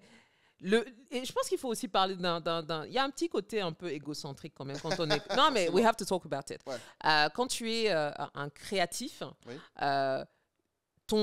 J'allais dire ton jus, ton drive, tu le tires de l'innovation et de la différence et de faire des choses nouvelles, etc. Donc effectivement, ça peut blesser un tout petit peu ton ego quand tu te rends compte que en fait, le produit qui te rapporte le plus de cash n'est pas selon toi ce qui représente ton essence créative. C'est-à-dire que c'est pas le produit qui te définit, celui par lequel tu as envie de te présenter au monde. Exactement. Tu vois, mais c'est là que c'est encore une fois important d'avoir un détachement entre ce que toi tu veux faire, comment tu te vois comme créatif et ce que les gens veulent. C'est deux choses complètement différentes. Et je pense qu'aujourd'hui, quand tu regardes la plupart des conglomérats qui marchent très bien, LVMH pour ne pas les citer, etc., c'est quand même qu'à la fin, il y a une lecture très froide des choses. C'est qu'on peut faire de la haute couture pour se faire plaisir et parce que ça participe aussi, ça nourrit aussi l'image de marque, etc. Donc il y a une valeur. Mais par contre, la valeur marchande, c'est autre chose. C'est-à-dire que les gens, ils ont un produit qui coche toutes les lignes de c'est le bon pricing, ça correspond à ce qui m'intéresse, je peux le porter longtemps, peu importe ce que le critère d'achat, mais give the people what they want. Exactement. Jusqu'à ce qu'ils te disent qu'ils en ont marre. Oui. Tu vois? Le pire, c'est qu'ils ne le diront pas, ils vont juste plus acheter. Mais toi, quand tu l'achètes, tu le vends. La phrase est pourtant très... Mais parce que c'est tellement dur d'avoir un best-seller. Non, c'est dur. Et surtout, le problème, c'est que ce que j'accepte aussi pour avoir vécu leur réalité, c'est qu'entre eux, une fois qu'ils passent une certaine taille, le problème, c'est maintenir l'échelle. En fait, faire un produit 10 fois, c'est pas le faire 100 fois. Oui, bien sûr. C'est pas le faire 1000 fois. Surtout dans nos zones, ça devient très, très difficile. Oui, il faut standardiser. Il faut standardiser. Si tu as des tailleurs, des gens, si tu as même ceux qui font de la beauté, si tu as des fournisseurs, garder la qualité. Growth hacking. Voilà, mais surtout, c'est que c'est ça même la clé de l'entrepreneuriat. Les gens croient que c'est innover. C'est innover au début. L'étape d'après, c'est maintenir. C'est maintenir et continuer à grandir. Continuer à grandir. C'est ça qui souvent... Exactement. Moi, ce qui me fait le plus de peine, c'est quand je vois une marque qui a su innover, un entrepreneur créatif qui a su innover, mais qui en fait n'arrive pas à croître parce qu'il n'arrive pas à passer à l'étape d'après, qui est juste maintenir. Mais c'est pour ça que le growth hacking est compliqué. Mais parce que ça demande tellement de choses. Tu sais, les conditions qui ont été réunies pour que tu fasses ce produit phare-là. Tu sais, pour réussir à les reproduire à une plus grosse échelle, c'est pas toujours très évident. Deuxièmement, il faut le dire, parfois même le best-seller, là, parfois c'est un peu le hasard. Hein. Oui, c'est le hasard. Non, mais parfois c'est du hasard. Donc tu peux pas demander à quelqu'un de reproduire le hasard à une plus grande échelle. Mais il faut qu'il s'y accroche. En tout cas, qu'il essaie de s'en approcher. Moi, ce que je dis souvent aux gens, c'est que le best-seller est un message que le marché t'envoie. Oui, je suis d'accord. Il faut essayer de l'écouter autant que tu peux. Exact. Tu vas pas forcément refaire tout pareil, mais tu peux essayer de t'en rapprocher. Et après, ce qui est vrai aussi, il faut le dire, c'est aussi, peut-être toi aussi la question, je pense qu'on te l'a posée, de l'association. Parce que le problème, c'est que des fois, pour continuer à faire, tu peux pas faire tout seul. Non. Mais encore une fois, on revient à cette problématique-là de la croissance. Parce que, tu sais, la croissance, pour moi, c'est un peu... J'ai bossé dans la musique, donc je fais le parallèle avec l'artiste qui se débrouille et qui attend son premier hit. Ah oui, et tu vois, c'est la même chose. C'est la même chose. En fait, le Pareto est valable partout.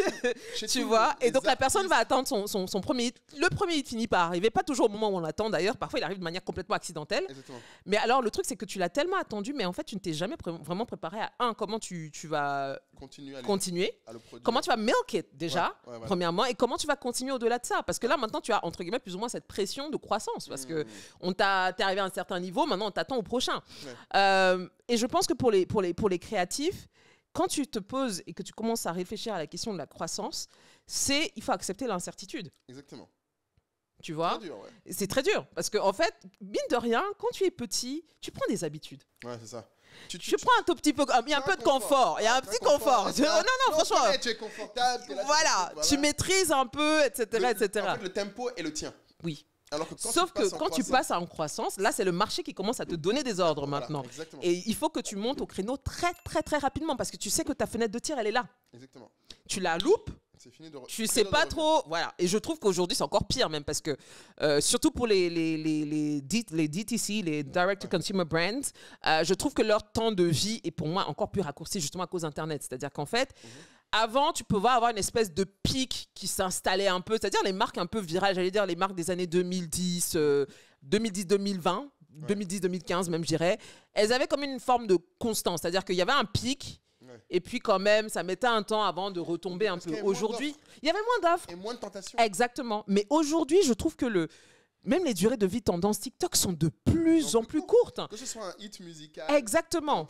Un produit, exactement. Le temps d'attention est comme ça. Donc je pense que ça se ressent aussi au niveau des marques et de la durée de vie. Donc c'est-à-dire que quand tu as une croissance et que là, tu viens d'avoir ton best-seller lundi, mais c'est-à-dire qu'il faut impérativement que d'ici 2-3 semaines, tu as pu appuyer. Tu as tué et que tu sois déjà en train d'anticiper sur la suite. C'est pour ça que nous, on dit de ne pas hésiter à prendre un maximum de commandes quand tu les as. Ne jamais, les gens ont tendance à avoir peur et dire... Mais oui, j'ai peur de ne pas pouvoir assurer. J'ai dit, il vaut mieux que tu prennes et après tu rends aux gens que de ne pas prendre et ne pas pouvoir les récupérer. Parce que leur attention est partie le jour où ils sont partis. Ouais. Moi, je suis un peu half-half là-dessus parce que... L'histoire montre que moi, je n'ai que des exemples de vendeurs qui, une fois qu'ils ont pris, limite les gens sont plus prêts à dire « Ok, qu'est-ce que tu as d'autre ?» que de reprendre leur argent. Plutôt que si tu attends 6 mois après le jour où tu es prêt... De leur envoyer le produit. Au fait, ils sont déjà passés à autre chose. Ils sont passés à autre chose. Ouais. Et encore plus maintenant, la réalité qu'on a aujourd'hui, c'est que, comme tu dis, in an attention economy, c'est plus grave de perdre l'attention des gens que de limite perdre ta réputation dans le sens où, limite, après, ils auront oublié. Si tu leur dis, parce que ça passe tellement. Ils auront oublié. Les bad buzz sont de plus en plus courts. C'est terrible. Et c'est pour ça que, justement, à un moment, on en parlait en se disant, mais pourquoi il n'y a que des marques de bad buzz qui réussissent souvent à tenir en Afrique? Mais parce qu'en fait, elles tiennent l'attention. C'est ça, exactement. Plus que elles. C'est ça. Et je pense que les gens l'ont pas compris. C'est très dur. En fait, j'en suis même arrivé à un stade un peu cynique de me dire, est-ce qu'il y a vraiment un bad buzz en tant que tel? Parce que on n'a pas. Pour moi, le bad buzz a de l'impact si c'est Ouais. Déjà, si ton argent tombe. Et surtout si on était dans des environnements où il y aurait vraiment une vraie cancel culture. Oui, non, c'est clair. Non, il n'y a pas de cancel culture en Afrique. Non, donc, pour moi... Ce que moi, je vois qui est vrai quand même pour aider les entrepreneurs quand même à se dire, ce qui compte, et c'est un peu là où on parle, bon, je pense que personal branding, c'est quand même aussi un de tes gros sujets. Moi, personal branding, je détestais le mot. Maintenant, quand on dit réputation, je préfère. D'accord. Je le vis mieux personnellement. D'accord. Et ce que je dis souvent aux entrepreneurs pour les aider, c'est qu'en fait, ta réputation compte. Oui. Mais pas les buzz. Non. En fait, c'est-à-dire que tu peux avoir des moments mécontents, mais la question, c'est est-ce que ça construit une réputation cohérente? Il faut que ta réputation reste cohérente. En fait, comme disait, c'est Alex Hormozy qui explique ça, je trouve très intéressant. Il dit que la réputation, c'est comme un bouquet de fleurs. Il peut avoir des fleurs moches, plus ou moins belles, il peut avoir des fleurs fanées dedans, mais la question, c'est est-ce que le bouquet est cohérent? Et beaucoup de gens ont peur, en fait, de se dire, ok, si dedans, je prends le risque, par exemple, qu'une fleur fane, mon bouquet sera foutu. Non. Moi, j'aime bien leur rappeler. C'est comment tu vas réagir quand ta fleur a fané. Exactement. C'est ça qui doit rassurer sur le message. Tu peux dire, cette partie de mon bouquet, c'est les fleurs séchées pour donner du caractère. Oui. Et il y a plein de choses que les gens... Bon, après, c'est tout le travail du personal branding et du branding, donc il faut appeler des experts. D'où le point que je voulais ramener, c'est comment les gens s'associent. C'est pour ça qu'il ne faut pas... Moi, je les encourage à éviter d'être trop souvent, ils sont seuls dans leurs décisions. Oui. Donc toi, tu parles quand tu dis t'associer, ça s'associe à qui, par exemple? Déjà, même bosser avec des sociétés comme les nôtres, comme Anka, qui nous a du recul. En fait, rester seul. Okay, en fait, les gens ont tendance à vouloir faire tout seul. Oui. Tout. Ça, c'est l'entrepreneur aussi. Hein, tu sais. Non, mais je trouve c'est très isolant hein, d'entreprendre. C'est isolant. Mais je trouve que les gens ne voient pas que ça peut apporter plus. Ils ont tendance à parler que de leurs besoins, opportunités. Ils viennent te voir pour ramène-moi des clients. Mais ils ne viennent jamais en disant qu'est-ce que toi tu as vu que les autres font que moi je pourrais faire mieux. Oui. C'est terrible parce que du coup, souvent, ce que moi je leur fais remarquer, c'est qu'il y a des choses qu'ils font bien, qu'eux-mêmes ne voient pas. Mais ils n'ont pas de recul. Voilà, mais ils ne cherchent pas ça, ils ne cherchent pas le recul. Ils cherchent à aller encore plus la tête dans le guidon. Ils cherchent à régler encore plus leurs problèmes. Donc moi, je ne sais pas si toi, par exemple, tu as des exemples de, là on a pris un peu Fascist Black et autres, tu as d'autres exemples de choses que tu regrettes peut-être de ne pas avoir fait avant, ou au contraire, des trucs que tu as testés qui n'ont pas marché, tu t'es rendu compte, en fait, mince... si j'avais écouté les gens avant, j'aurais fait ça plus tôt. Alors, je pense que là-dessus, ce serait probablement Fascist Black où ça a été le plus instructif. Bien sûr. Alors, c'est très drôle, effectivement, qu'aujourd'hui, je suis vraiment plutôt bien calée sur ces sujets-là de personal branding. Mais c'est parce qu'en fait, à l'époque, j'avais fait la démarche complètement contraire au moment de Fascist Black. On se cachait derrière le produit parce qu'on était encore un peu dans cette démarche de puriste. Exactement. De se dire... le produit pour le produit et tant que les gens kiffent et qu'ils trouvent que c'est quali ce qu'on fait, ça suffit. Oui, parce que les gens voyaient Fascist Black quand même, c'était, vous avez vu en cover Kelly Rowland, toutes sortes de stars. Aïssa Maïga, etc. Aïssa Maïga, Kelly Rowland. Solange. C'était limite, c'est ça que vous mettiez en avant. Oui. Comme nous avant, je mettais, moi en train de parler d'Anka avant, c'était impossible. Exactement. Mais tu sais que je pense que c'est aussi une question d'époque. Hein. Je pense qu'on est un peu les derniers vétérans d'une époque où, comme je dis, on était un peu old school sur le produit qui doit exister par lui-même et pas forcément par ses créateurs. Mais en même temps, les codes ont changé, les réseaux sociaux ont beaucoup changé ça. Ouais. Et que la vérité, c'est qu'à la fin, quand même, les gens aiment peut-être un produit, mais je pense que dès qu'ils savent un peu qui est derrière, l'attachement est différent. Complètement. Et je pense que justement, nous, avec Fascist, à ce moment-là, on est dans les années où on est dans cette transition-là de sortir du produit pour exister aussi et être ambassadeur de son propre produit. Nous, on n'avait pas du tout cette démarche-là. On était en mode pas du tout, au contraire. Voilà, on laisse le produit exister, on ne peut pas le parasiter. Et je pense qu'il y avait déjà quelques personnes qui m'avaient fait la remarque à l'époque, parce que c'était toujours très drôle d'aller à des événements ou je sais pas quoi, et les gens parlaient parfois de Fascist Black sans savoir que c'était moi. Exactement. Et donc d'un côté c'était flatteur parce que du coup tu te dis qu'ils sont objectifs là, parce qu'ils te disent pas ça parce que c'est toi. Mais il y a ce média là, franchement j'ai adoré, machin truc, machin. Mais après tu te rends compte des fois ils pensaient que c'était un média de blanc, ils pensaient que ça faisait partie d'un conglomérat de Condé Nast. Donc c'est flatteur parce que moi j'ai grandi avec Condé Nast. Je me dis purée, s'ils pensent que le truc est Condé Nast c'est quand même cool. Mais à la fin non, on est juste des petits étudiants qui se battent, tu vois. Donc et je me dis, oui, quand on a été dans la phase de levée de fonds, ça nous a manqué. Ouais, non, c'est sûr. Ça nous a manqué. Dans la crédibilité, je pense parce qu'en fait, on allait voir des investisseurs. Des personnes. Oui, eux, ils veulent miser sur les gens. Ouais. Nous, on venait parler que du produit. Ouais, c'est sûr que C'est intéressant que tu donnes comme feedback ça, parce que je pense que beaucoup d'entrepreneurs aujourd'hui gagneraient à faire ça. Ouais. Mais ils n'aiment pas parce que y compris les marques physiques, hein. Je parle vraiment des marques de mode, des marques de beauté, des marques... je pense qu'il y a un vrai sujet, parce que je leur dis d'ailleurs, quand ils font ça, un truc que je leur donne qui les aide, je leur dis, si tu fais ça, ce sera peut-être plus simple pour toi de parler de la marque. Bien sûr. Parce qu'en fait, le problème, c'est que parler du produit, il y a un nombre fini de choses que tu peux dire. Exactement. Dessus. Alors que si tu parles plus de ton processus créatif... Il faut humaniser. Voilà. Il faut humaniser la marque. Mais sauf que je le dis parce que j'ai pas mal d'entrepreneurs justement qui me conseillent, qui me consultent par rapport à ça. Oui. Timidité maladive, je suis introverti, je ne veux pas du tout. Et toujours la peur aussi, qui est une peur, je trouve, légitime de si je me mets un peu trop en avant le jour où, parce que l'humain est imparfait, le jour où je fais une gaffe, je dis un truc, etc., j'ai peur que ça impacte, etc. Et c'est là qu'on revient sur la question de bad buzz et que je leur dis, non, mais vous voulez que je vous sorte des exemples de marques avec des créateurs ou des créatrices qui ont fait des choses vraiment un peu borderline et ça n'a absolument pas. J'ai même envie de dire ça a peut-être même boosté leur marque. Donc il faut un peu les gens ont eu des problèmes, les gens les ont embrouillés et la marque était mieux après. Exactement. Donc je pense qu'il y a une peur panique quand même de cette espèce d'impact entre ma marque, moi en tant que personne, et puis la marque en elle-même. Ouais.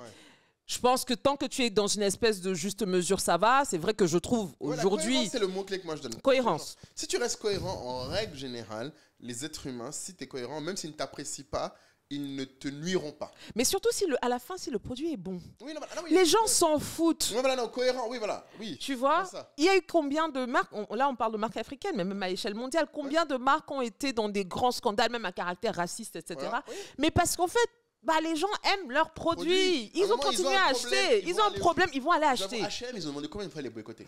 On a dû demander peut-être 10 fois de boycotter. Non, I knew you wouldn't go anywhere. Tu vas boycotter H&M. Faut aller où? Quand tu as tes 30 € là, il n'y a pas 10 000 endroits. Bon, aujourd'hui à Chine, mais je veux dire, à l'époque, il y avait H&M. C'est comme ça qu'eux, ils sont dans la pain maintenant. Parce que maintenant que Chine est là, ça commence à transpirer. Oui. Il y a enfin une alternative. Il y a une alternative. Et si tu veux, je pense vraiment qu'à la fin, et c'est pour ça que je le dis toujours, même en tant que marketeuse, je dis toujours le marketing, à un moment donné, ne va pas faire de magie. Il faut d'abord que le produit plaise. Quoi qu'on dise. Exactement.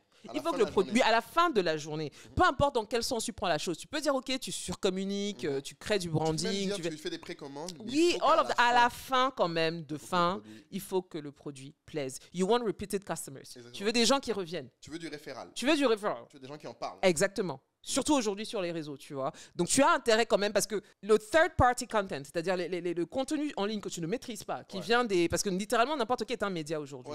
Tu vois, n'importe qui a de l'audience. N'importe qui a de l'audience. Donc, si tu as une marque, moi, je dis souvent à certaines de ces entrepreneurs, je sais que c'est un exercice difficile, mais par moment, surtout pour celles qui ne sont pas sur les réseaux, enfin, qui ne sont pas sur Twitter, je leur dis toujours, allez sur Twitter, tapez le nom de votre entreprise dans la barre de recherche, regardez ce que les gens en disent. Tu vois, et tu vas te rendre compte. Parce que certains ne font pas cet exercice. Tu vas te rendre compte que tu es passé à côté d'un gars qui a fait un tweet viral sur ta marque, qui a été vu 2 millions de fois. Clairement. Non, mais c'est intéressant. Et le gars a dit un truc négatif sur ton truc. Non, mais des fois, c'est ça. Non, mais c'est intéressant parce que du coup, je sais qu'en plus, ce que tu dis là est applicable à tous les domaines. Et c'est vrai que l'entrepreneuriat digital, les gens ont tendance à penser que les produits digitaux, c'est des choses très difficiles à construire. Quel a été ton retour? Oui, parce que toi, par exemple, combien de temps t'as mis avant de sortir tes e-books et même aller dans ADN et faire cet abonnement et ce groupe? Je pense que, pour en avoir parlé avec toi plusieurs fois, c'était un truc où il y a quand même une peur pour les gens de se dire, mais si je le fais et personne ne prend. Oui, bien sûr. Qu'est-ce que tu leur dirais aujourd'hui avec du retour? Alors, je leur dirais que c'est normal de se dire ça. Mais deux, à un moment donné, tu ne sais pas tant que tu ne testes pas. Et qu'en fait, le plus tôt tu testes, le plus tôt tu as des retours, le plus tôt tu ajustes. Exactement. C'est-à-dire que tu ajustes. Soit tu ajustes ce qui ne va pas pour faire grandir le nombre de personnes, soit tu comprends que clairement, c'est pas la direction à aller, et tu fermes le truc, tu passes à autre chose. Et donc, du coup, les gens pensent, est-ce que toi, tu as eu le sentiment qu'il y aurait eu des conséquences pour toi si jamais les gens n'avaient pas pris? Est-ce que tu aurais eu ça? Justement, non. Et en fait, ce que je dois dire peut-être en préambule, et ça, même pour moi qui suis extrêmement perfectionniste, enfin, qu'il était, je me soigne maintenant, j'ai dédramatisé l'échec. Ouais, c'est important. Et ça m'a libérée à beaucoup de niveaux, tu vois. J'ai dédramatisé l'échec. Où je me suis dit, l'approche que je vais avoir maintenant, c'est que chaque expérience, et je l'applique à tous les champs de ma vie, perso comme pro, toute expérience me rend plus aiguisée. Bonne ou mauvaise, c'est un détail. Mais ce qui est sûr, la personne que je suis avant et la personne que je suis après n'a pas le même niveau d'information. C'est ça. Il faut de l'info.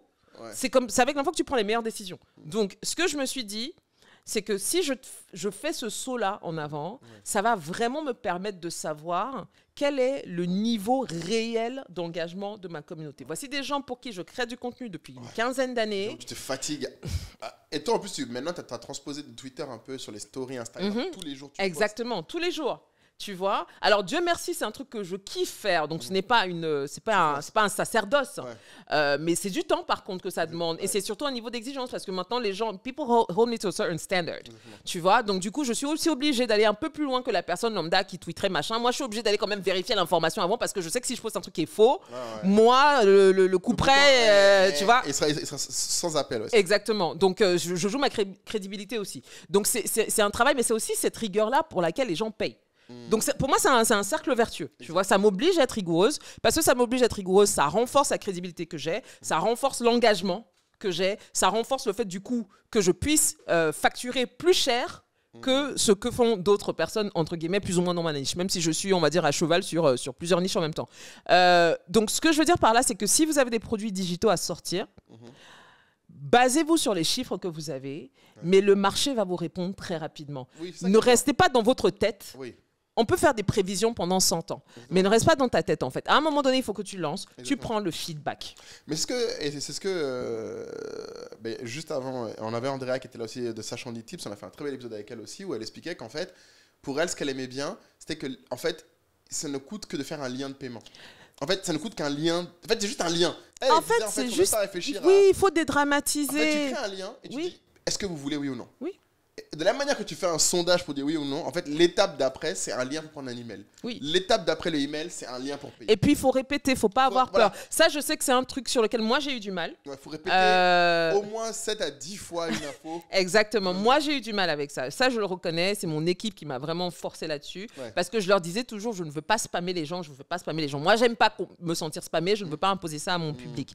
Mais à un moment donné, mon équipe, Alexander et Patrick, ils m'ont littéralement fait asseoir, m'ont tiré les oreilles en me disant, mais attends, tu es dans le marketing of all people. Tu devrais savoir qu'un message, si tu ne le matraques pas, à un moment donné, les gens ne vont pas retenir, vont même pas le voir. Surtout avec les réseaux. C'est qu'ils ne le voient pas. Ils le voient pas. Ils le voient pas. Ça se trouve jusqu'à aujourd'hui, tu vas encore avoir des nouveaux followers à toi qui vont découvrir que tu as Aden. Exactement. Il y en a qui se trouvent. Oui, et j'ai fini par accepter ça, mais parce que quand je voyais la récurrence à laquelle les gens me reposent les mêmes questions, alors que moi j'ai l'impression que je les ai inondés de l'information, un très bon exemple. Je me suis dit non, en fait, c'est clairement que les gens ne voient pas. C'est même pas qu'ils sont de mauvaise foi, c'est qu'ils they don't even see it. Parce que moi je suis pas dans leur feed. C'est ça. Et les marques ont ce sentiment aussi de répéter tout le temps et que les gens. T'as pas le choix. Et moi je leur dis souvent, un post qui a bien marché là, il faut le reposter de temps en temps. Oui. Parce que tu penses que ça a bien marché à un moment. Il y a toujours des gens qui ne l'ont pas vu. Il y a toujours des gens qui ne l'ont pas vu. Non, tu peux être persuadé, hein, même si ça a perform out of your community, même à l'intérieur de ta communauté, il y a quand même des gens qui ne l'ont pas vu. Oui, qui ne sont pas au courant. Exact. Donc non, il faut répéter. Et l'algorithme fait que tu ne sais pas ce que les gens voient. Exactement. Donc ça ne coûte rien de répéter. Et moi, je pense que ce qui est bien aussi dans la répétition, c'est que c'est des fois de prendre des angles différents. C'est ce que j'allais dire. Ça t'oblige à être créatif, à réinventer le contenu, avoir d'autres angles. Et d'ailleurs, tu peux très facilement justement te nourrir des commentaires. C'est-à-dire que tu sais, des fois, tu poses des contenus. Tu penses que tu vas avoir certaines réactions. Tu n'as pas fait attention à un petit détail de ta vidéo, là. Et c'est là-dessus que tout le monde dit, mais ça. La deuxième fois que tu vas refaire, là, tu vas maintenant prendre cet angle-là. Et tu appuies ça. Et c'est là-dessus que tu appuies. Et c'est intéressant parce que toi, par exemple, dans le groupe, donc dans le produit Aden, qu'est-ce que tu dirais qui a le plus de valeur pour les gens qui rejoignent ta communauté digitalement? Parce qu'au final, les gens peuvent se dire sur Insta, tu mets déjà de l'actu, la newsletter, tu mettais effectivement ponctuellement de l'information. Quelle a été de ton expérience, peut-être les 2-3 points que les gens vraiment...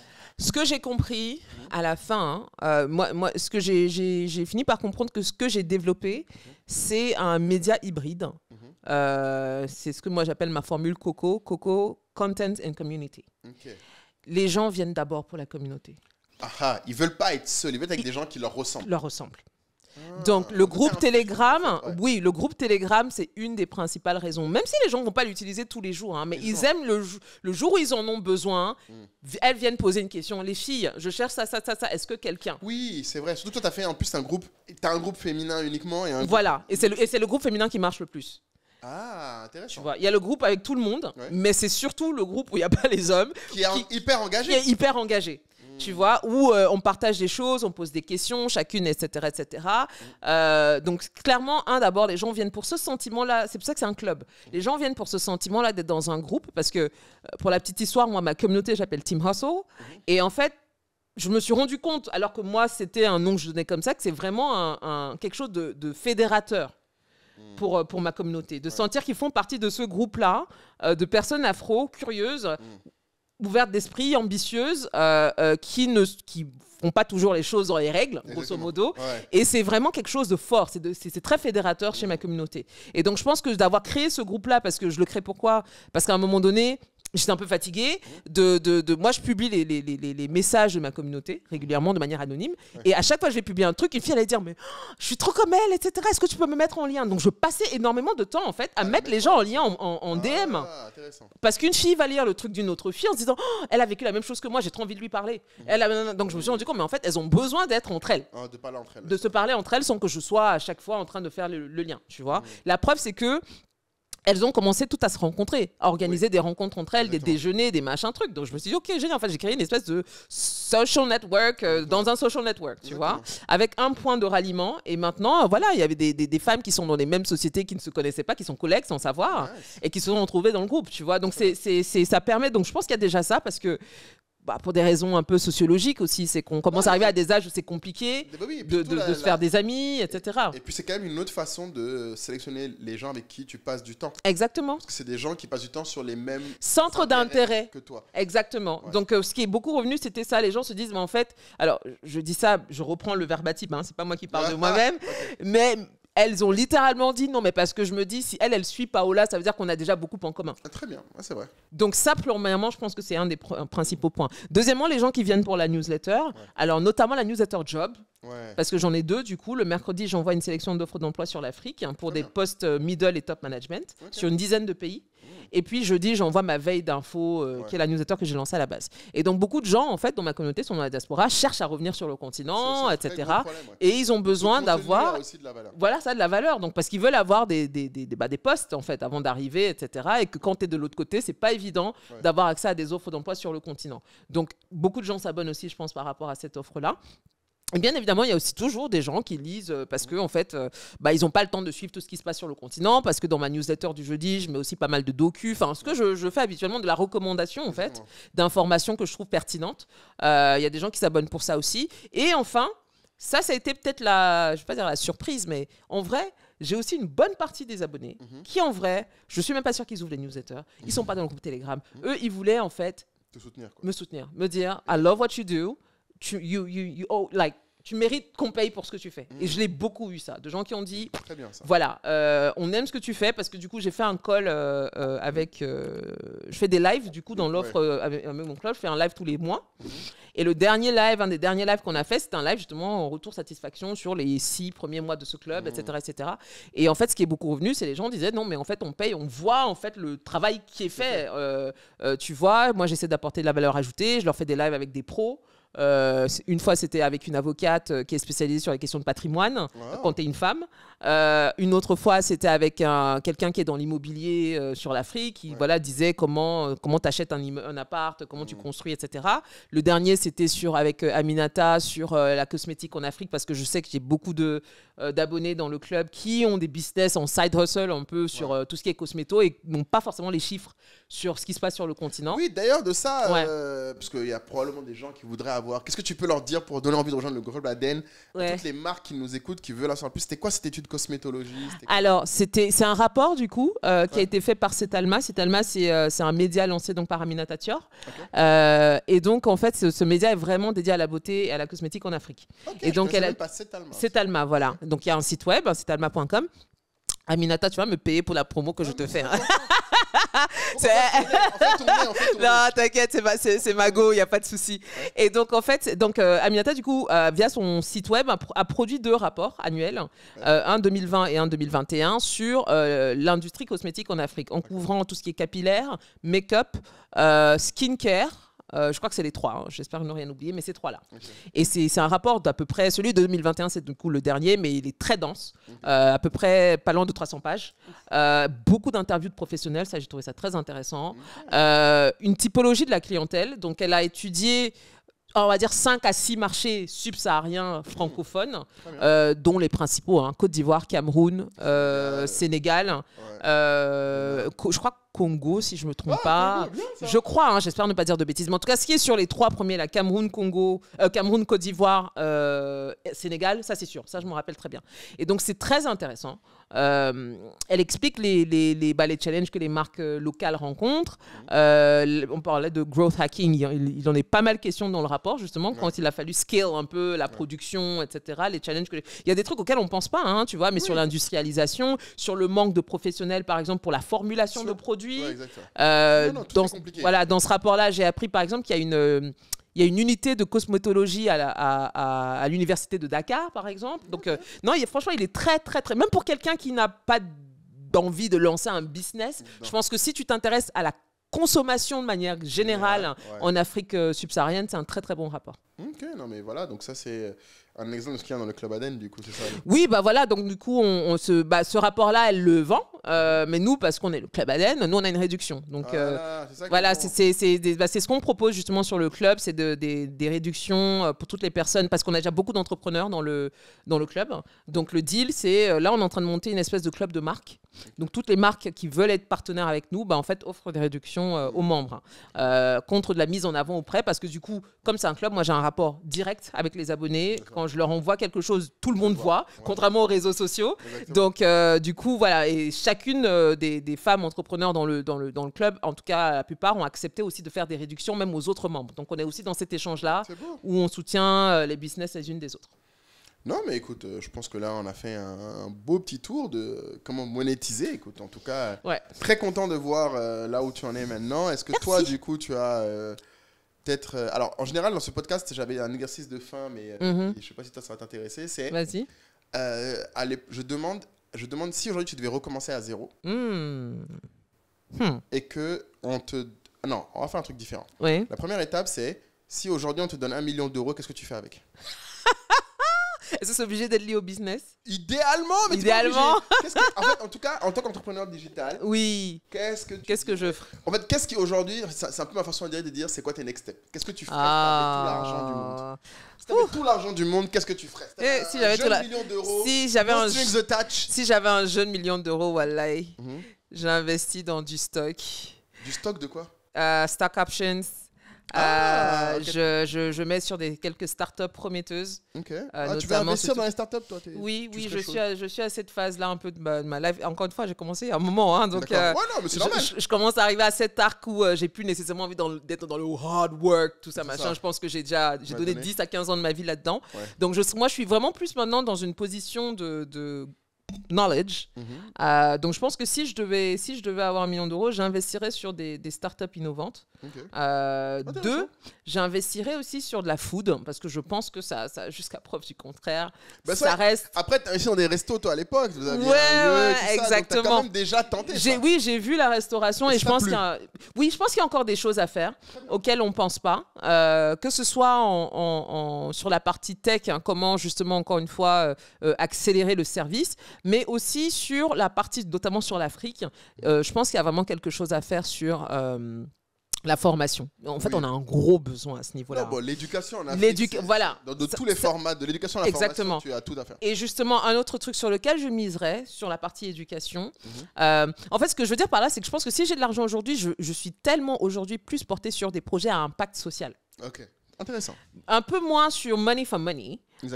Mais money for impact. Donc, je miserais par exemple sur des questions d'éducation. Moi, j'ouvrirais une école. Ouais. Où je financerais des écoles qui proposent des cursus intéressants, etc., à la fois qui s'inspirent du terroir africain en termes d'histoire, etc., et en même temps qui sont connectés aux besoins de demain, parce qu'encore une fois, on est sur un continent où on va avoir une véritable problématique d'emploi en étant le continent le plus jeune du monde. Donc je pense que sur l'éducation aussi, il y a une carte à jouer, surtout avec les nouveaux outils technologiques, etc. Je pense qu'on peut leapfrog, en fait, par rapport à ce qu'on a pu voir sur d'autres continents. Donc je mettrais l'argent là-dessus, sur de la food, sur l'éducation, sur des startups innovantes, sur des stock options, et sur de l'agri. C'est pas très innovant, mais encore une fois. En fait, si tu veux, je suis tellement... alors, je suis une fan de science-fiction. Donc, ça fait que je regarde beaucoup l'avenir. Je m'intéresse à la géopolitique aussi. Donc, si tu t'intéresses à la géopole, tu sais quels vont être les enjeux stratégiques sur les 30, 50 prochaines années.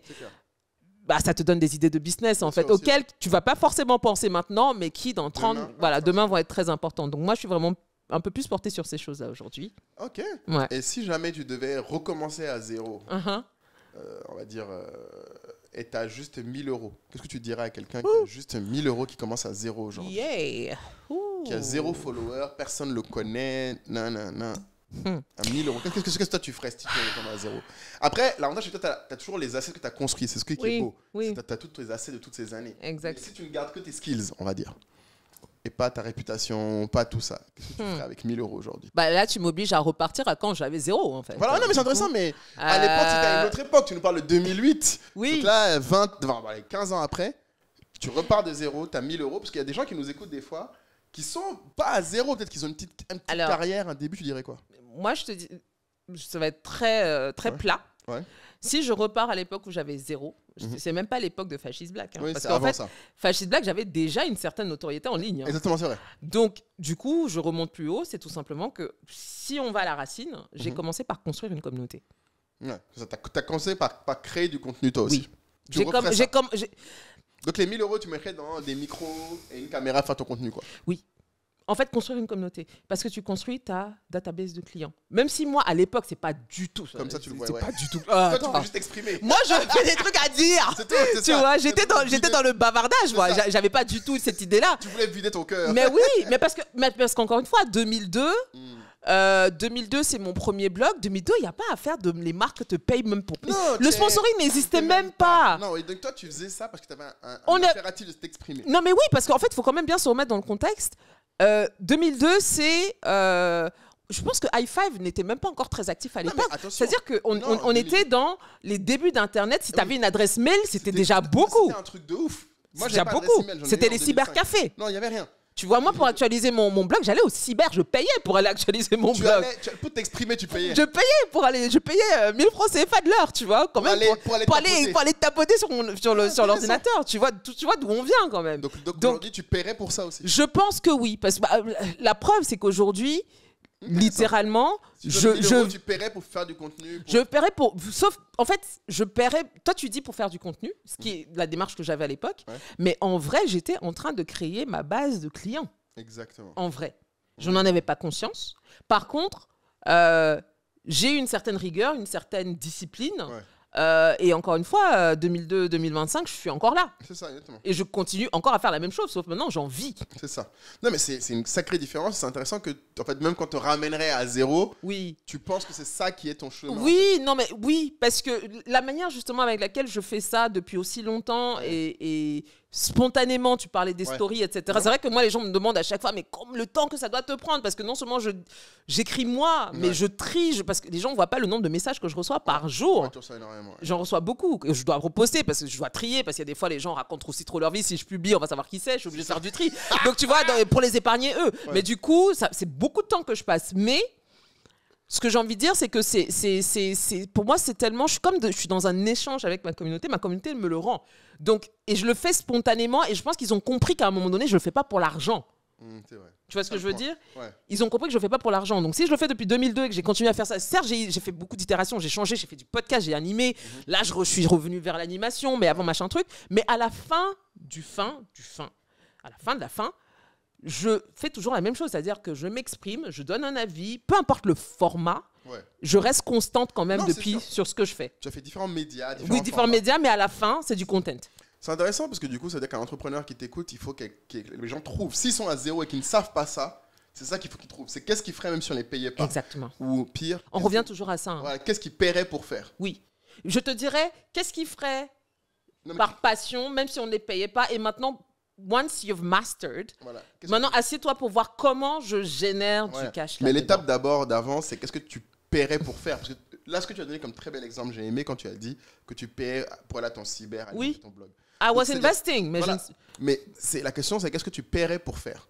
Et beaucoup de gens aujourd'hui... Ce sur quoi tu serais prêt à mettre de l'argent? Oui, pour pouvoir le faire. Pour pouvoir le faire. Pas pour espérer en gagner. Oui. Mais quelque chose que tu paierais pour pouvoir continuer à en gros, il faudrait que ce soit une passion. Oui, et c'est ça la passion. Les gens, aujourd'hui, c'est intéressant que tu viens de me dire parce que je cherchais comment définir la passion, mais c'est ça en fait. Quelque chose que tu paierais pour faire. Pour faire.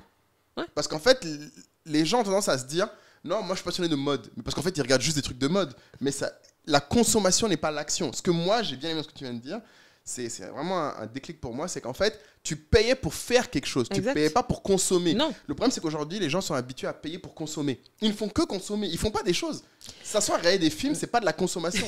Non, mais tu vois ce que je veux dire? Oui, non, je comprends ce que tu veux dire. Beaucoup de gens viennent me voir en me disant, ah, bon, je vais tirer à balles réelles là sur les gens, mais il y a des entrepreneurs qui sont déjà venus nous dire, moi, les gens me disent, ouais, ma passion, c'est le cinéma. Je dis, ok, t'as fait des films? Non. Ma passion, c'est pire, les restaurants. Non, pire. Gens qui disent j'aime bien un restaurant, j'aime voyager. Je leur dis mais c'est de la consommation, c'est pas une passion. Une passion c'est un truc que tu fais.